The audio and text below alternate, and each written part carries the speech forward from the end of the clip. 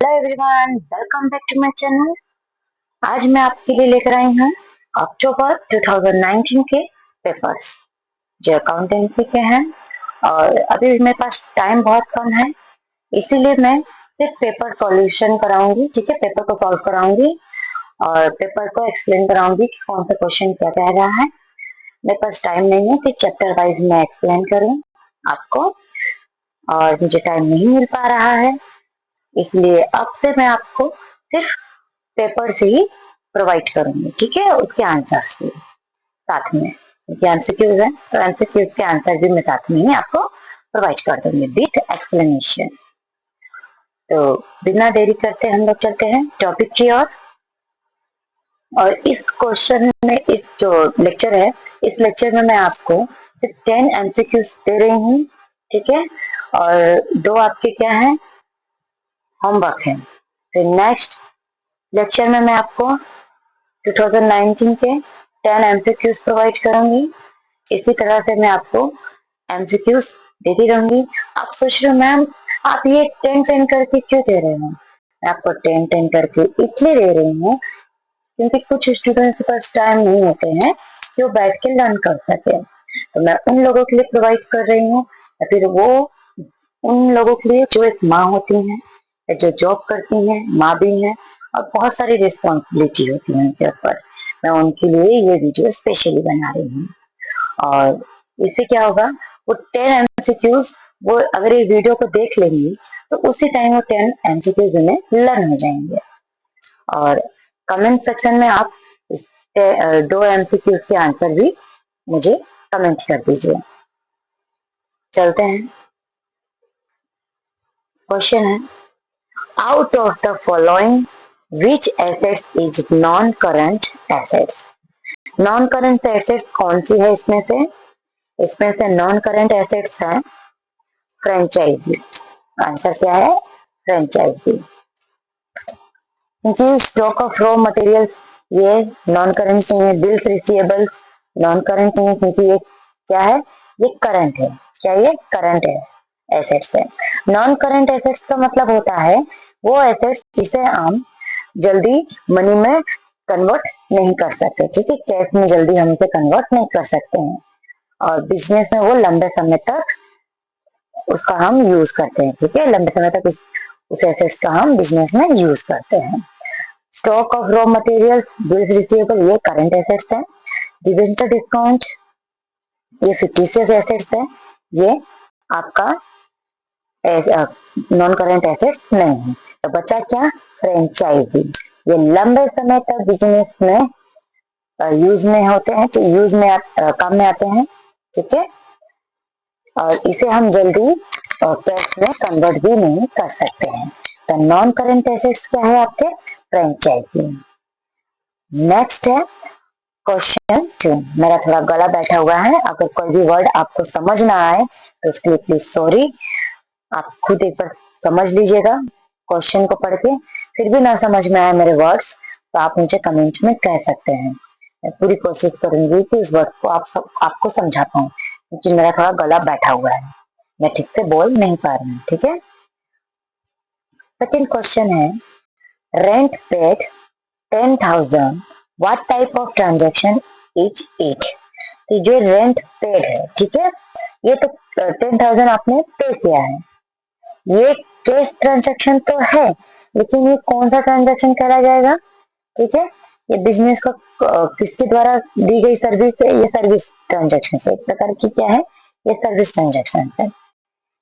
आपने rent paid किया है, इसमें 10,000 दिया है कैश। ठीक है, तो ये कैश ट्रांजैक्शन तो है, लेकिन यहाँ पे आपको दी गई है बहुत सारी की एसेट्स है, ये सर्विस है।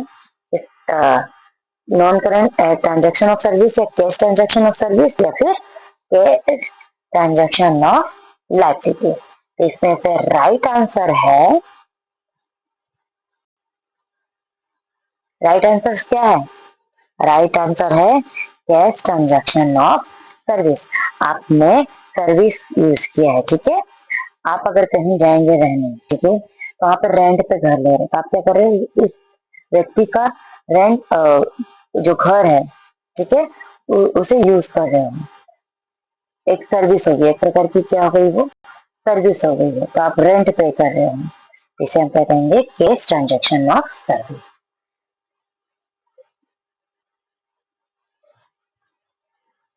नेक्स्ट है which is an original books of accounts.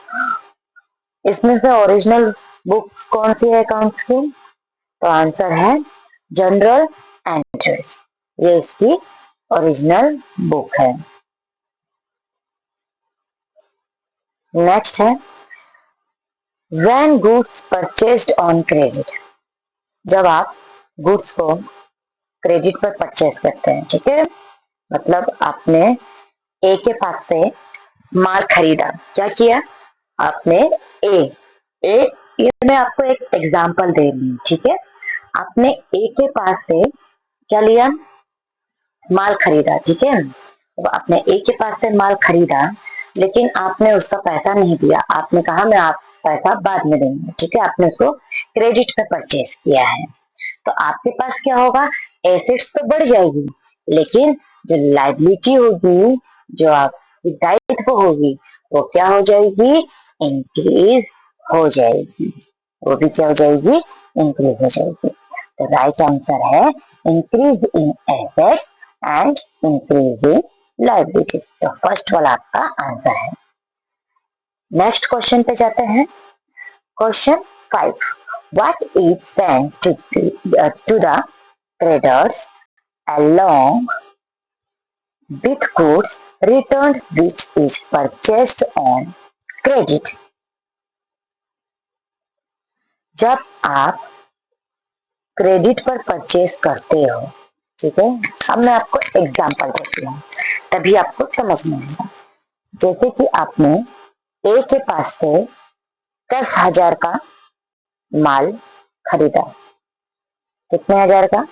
10,000 का माल खरीदा, और उसमें से 2,000 का जो माल था आपके पास आया, तो वो क्या हो गया? डिफेक्टिव हो गई, या फिर खराब हो गई, या फिर उसमें कुछ कमी रही होगी, ठीक है। तो आप क्या करोगे? इस 2,000 के माल को क्या करोगे? ए को रिटर्न कर दोगे। ए को क्या करोगे? रिटर्न कर दोगे, ठीक है। तो रिटर्न कर दोगे तो ए को कैसे पता चलेगा कि आप कितने हजार का माल लिए और कितने हजार का रिटर्न कर रहे हो, क्या कर रहे हो? तो उसे कैसे पता चलेगा? तो उसके लिए आप क्या करोगे? उसके साथ आप क्या अटैच करके भेजोगे? उसके साथ आप डेबिट नोट अटैच करके उसे भेजोगे, ठीक है। नेक्स्ट आते हैं क्वेश्चन 6। अब आप कह रहे हो मैम आप तो मुझे सिर्फ क्वेश्चन देख के डायरेक्ट आंसर भी दे सकते हो, इतना एक्सप्लेन करने की जरूरत नहीं है। लेकिन मेरा मानना है अगर आपको क्वेश्चन अच्छे से समझ में आएंगे तो आप एग्जाम में अच्छे से टिक कर सकते हो। बहुत सारे स्टूडेंट्स को क्या होता है, एमसीक्यू में क्वेश्चन कभी कभी सेम लगते हैं, या फिर उनके माइंड में डाउट आ जाते हैं कि ये आंसर है कि ये आंसर है, ए वाला है कि बी वाला है कि सी वाला है कि डी वाला।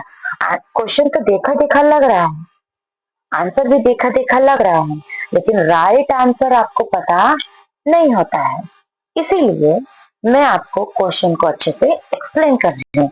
आपको क्वेश्चन अगर अच्छे से पता रहेगा और आंसर भी आपको क्या हो जाएगा? पता रहेगा, तभी आप एग्जाम में राइट पे टिक कर सकते हो।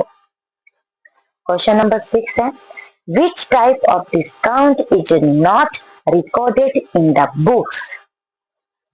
Which type of discount is not recorded in the books? कौन से टाइप के डिस्काउंट बुक्स में रिकॉर्ड नहीं होते हैं? तो आंसर है ट्रेड डिस्काउंट। ट्रेड डिस्काउंट क्या होता है?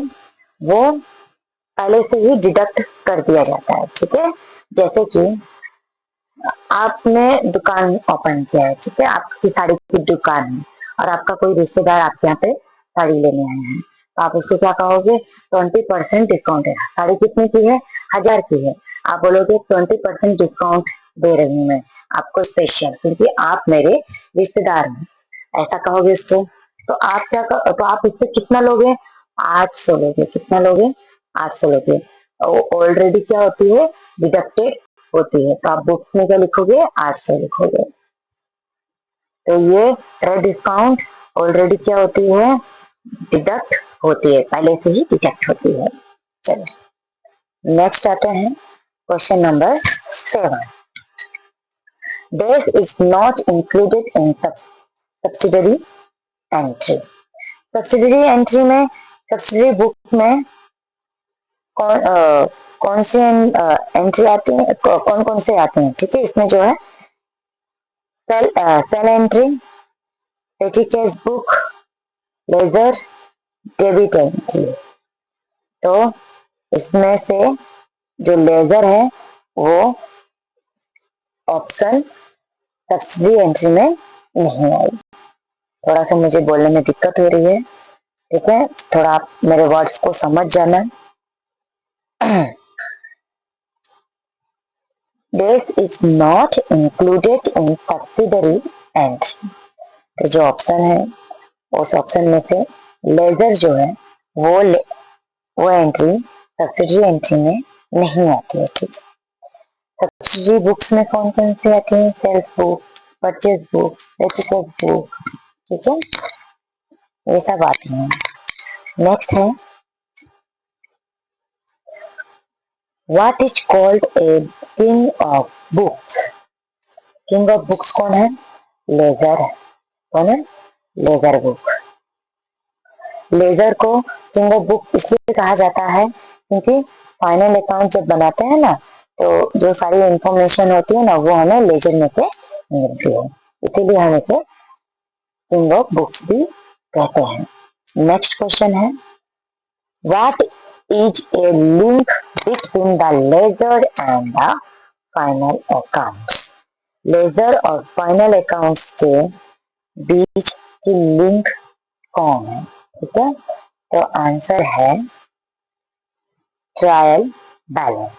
ट्रायल बैलेंस क्या है, ये लेजर और फाइनल अकाउंट के बीच का ये लिंक है, ठीक है।